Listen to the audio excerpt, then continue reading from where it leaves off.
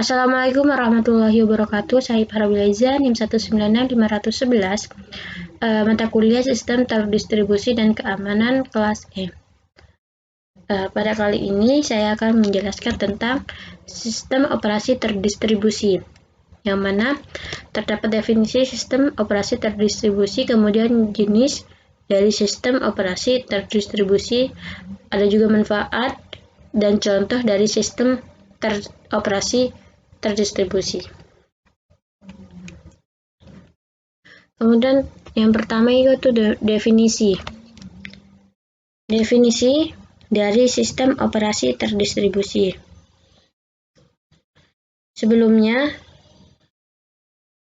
sistem operasi ini merupakan perangkat lunak sistem yang bertugas untuk melakukan kontrol dan manajemen perangkat keras serta operasi-operasi dasar sistem, termasuk menjalankan software aplikasi seperti program-program pengolahan data dan browser web.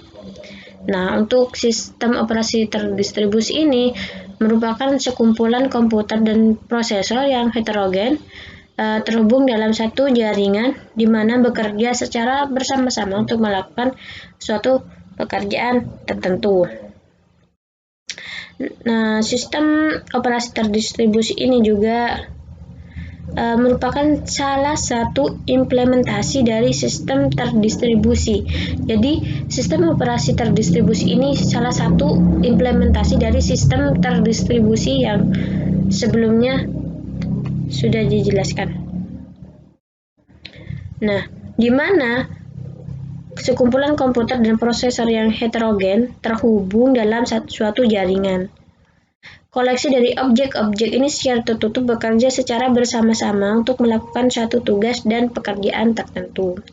Sehingga dari definisi tersebut dapat memberikan hasil atau tujuan yang utamanya dalam file sistem, kemudian waktu pengolahan, keamanan, dan akses ke seluruh resource seperti prosesor, memori, penyimpanan sekunder, dan perangkat keras atau hardware.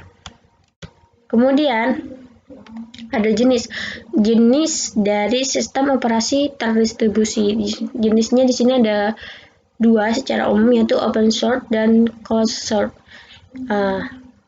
Untuk open source ini seperti Amoeba dan seterusnya. Kemudian untuk closed source ini ada S1 ke alpha kernel dan seterusnya. Kemudian selanjutnya ada manfaat. Manfaat dari sistem operasi terdistribusi ini ada 4, yaitu short resource, kemudian waktu komputasi, reliabilitas, dan komunikasi. Nah, untuk yang pertama yaitu short resource. Nah, yang mana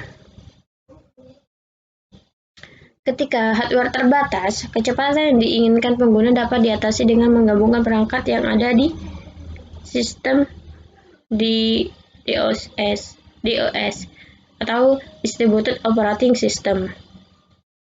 Kemudian untuk komputasi, ini proses komputasi dapat dipecah dalam banyak titik atau node yang mungkin atau bisa berupa komputer pribadi, prosesor pribadi atau tersendiri, dan mungkin juga perangkat prosesor lainnya. Nah, sistem operasi terdistribusi ini bekerja baik dalam memecahkan komputasi ini, sehingga baik pula dalam mengambil hasil komputasi dari titik-titik cluster untuk ditampilkan hasilnya. Untuk manfaat yang ketiga yaitu reliabilitas, yang mana reliabilitas ini merupakan fitur yang unik yang dimiliki oleh DOS tadi, atau Distributed Operating System, yang mana dalam desain dan implementasinya sistem ini ketika hilang satu node, maka itu tidak akan berdampak terhadap integritas sistem.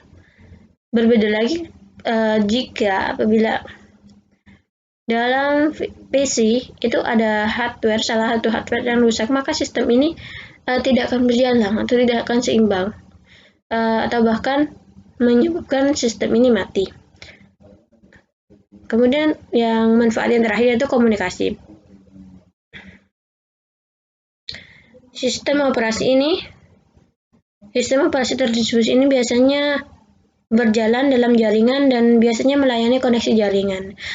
Sehingga sistem ini biasanya digunakan pengguna atau user untuk proses networking.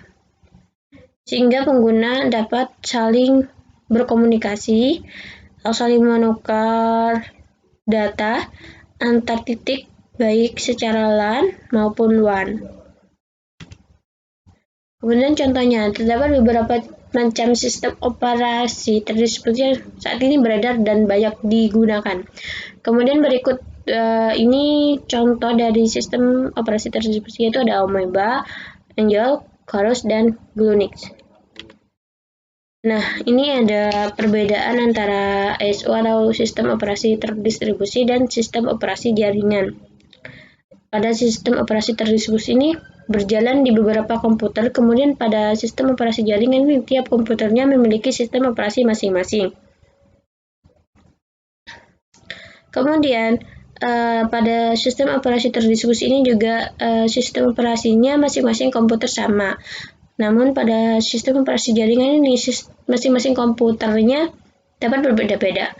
Nah, masing-masing komputer dapat saling sharing data. Pada sistem operasi terdistribusi, pada sistem operasi jaringan, masing-masing komputer memiliki file tersendiri atau sendiri untuk menyimpan data. Sehingga sistem operasi terdistribusi ini yang sejatinya yang berjalan pada beberapa mesin yang tidak melakukan sharing memori, tetapi terlihat bagi pengguna itu sebagai satu buah komputer single, sebuah komputer yang single.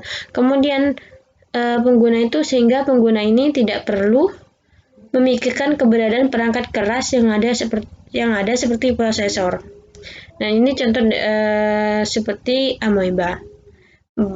Berbalik dengan sistem operasi jaringan, yang mana sistem operasi jaringan ini tiap komputernya memiliki sistem operasi tersendiri.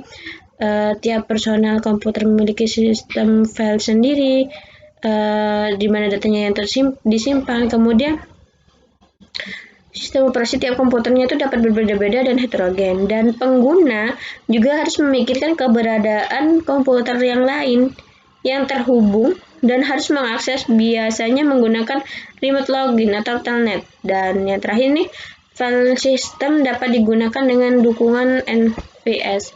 Nah, ini seperti contoh itu Unix dan Linux server. Sekian dari saya, kurang lebihnya mohon maaf. Akhirul kalam. Wassalamualaikum warahmatullahi wabarakatuh.